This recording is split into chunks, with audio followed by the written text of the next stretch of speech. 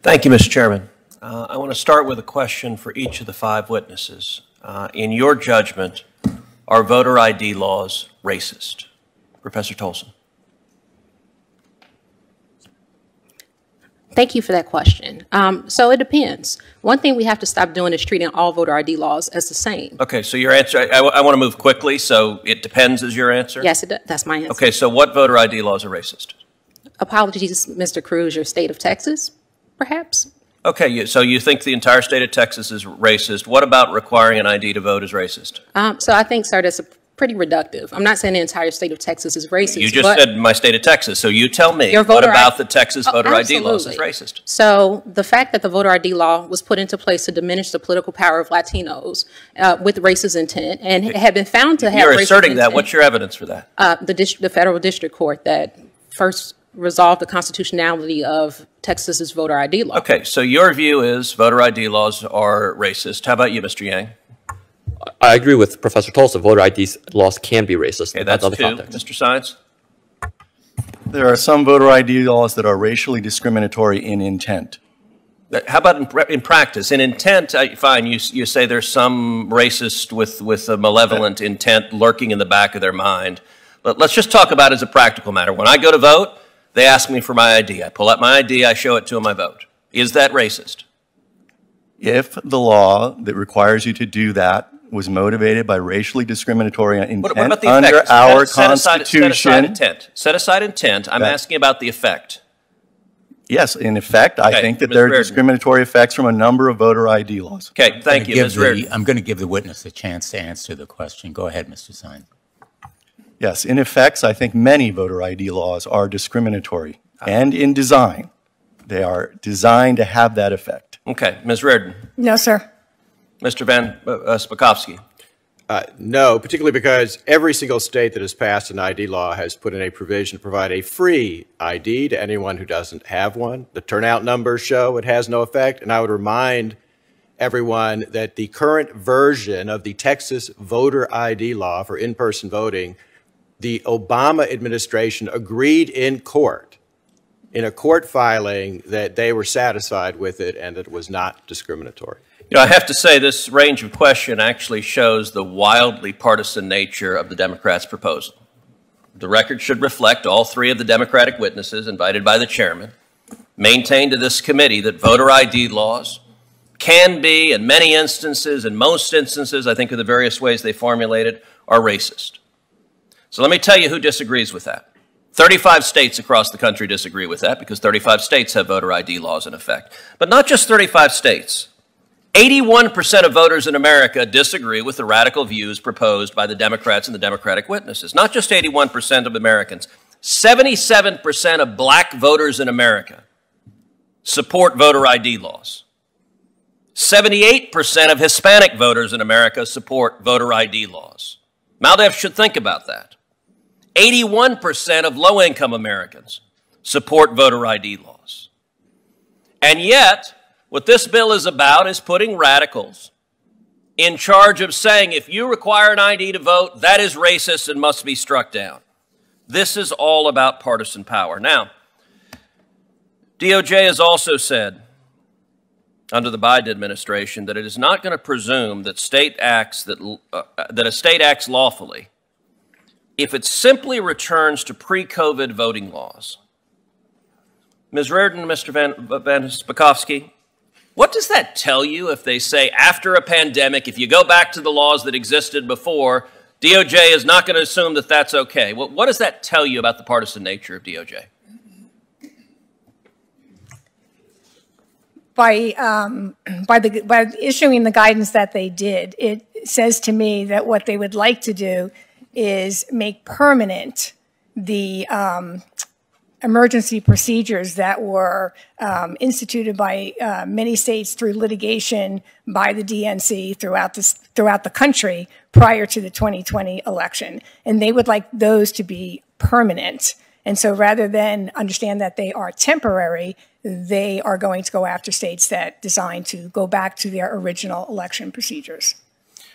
Well, and I think they also think Democrats did well under those emergency procedures, and so keeping those emergency procedures in place will predictably benefit Democrats. You know, I would note In addition to disagreeing with the vast majority of the American people, the Democratic witnesses and the Democrats here also disagree with the United States Supreme Court. When I was the Solicitor General of Texas, I represented a coalition of states defending Indiana's voter ID law.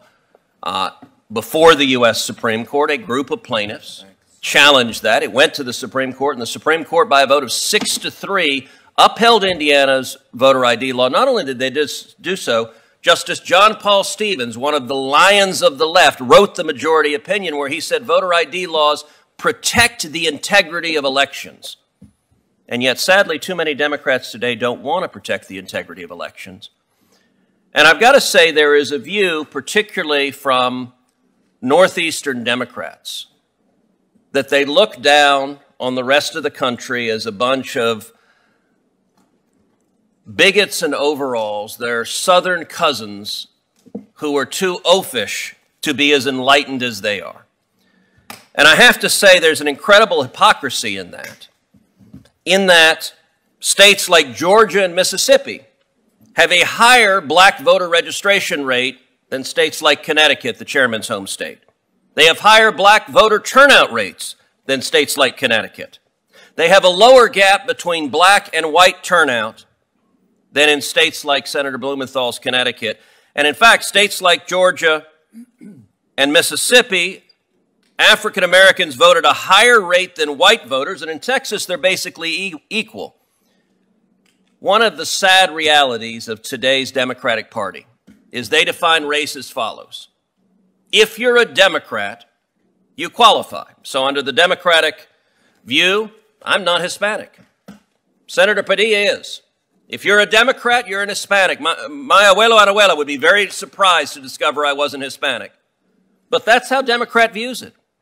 That's how the radicals in the civil rights division view it. And I will point out as an example, this committee, one federal district judge in the state of Texas, Jason Pulliam, is an African-American judge nominated by President Trump, sat at this table, presented superbly. The Democrats had no criticism, and every single Democrat on this committee voted against him. Why? Because they perceived him as a black Republican. He didn't qualify as a black man. And I actually asked, as the Democrats were voting against Judge Pulliam, do you have one basis to vote against him? Anything you disagree with? None of them had any single answer at all. This hearing's about one thing. It's about power, and it's about ensuring Democrats stay in power. That's cynical, and it's at the expense of democracy and the right of voters to express their will through free and fair elections. I'm going to ask my questions now and just begin by saying this hearing has nothing to do with any geographic discrimination, any idea that one state or another is oafish.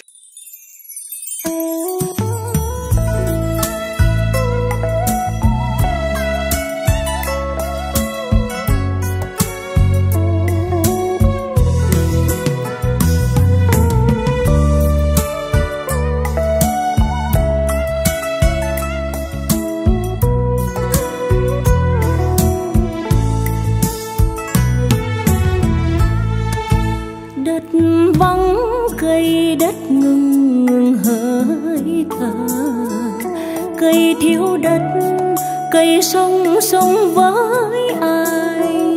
Chuyện trăm năm ân tình cây và đất, cây bám rễ sâu, đất ôm chặt tận đáy lòng.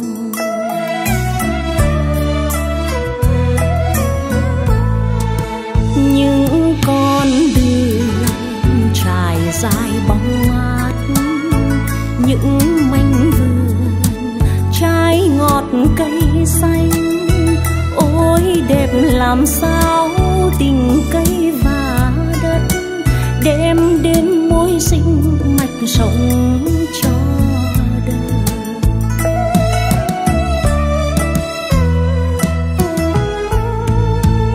Trời sẽ duyên nên khiến em gặp anh, cho lứa đôi kết thành mộng ước của ngày xanh. Rồi mai đây anh là đất, em là cây, vĩnh phúc cho ai biết rằng từ đó mùa xuân vĩnh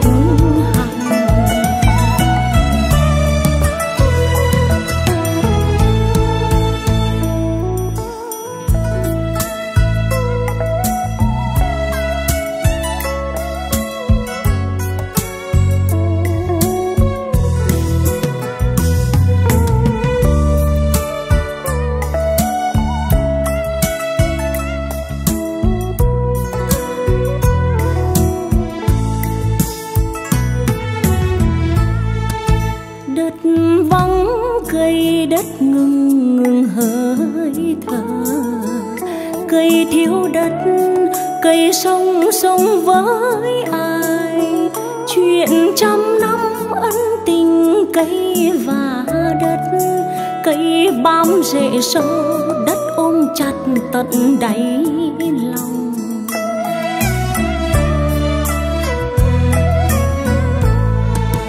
Những con đường trải dài bóng mát, những mảnh vườn trái ngọt cây xanh, ôi đẹp làm sao tình cây và đất đem đến mối sinh mạch sống cho đời.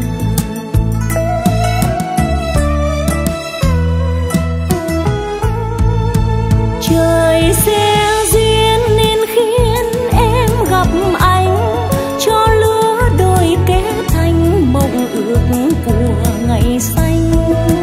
Rồi mai đây anh là đất, em là cây, vĩnh phúc cho ai biết rằng từ đó mùa xuân vĩnh hằng.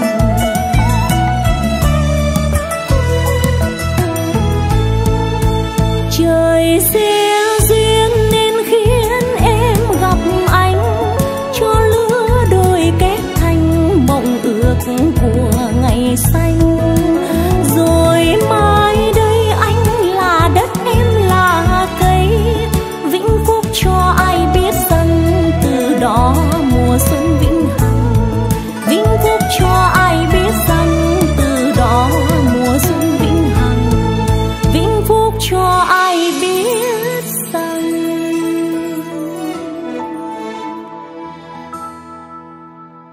từ đó mùa xuân vĩnh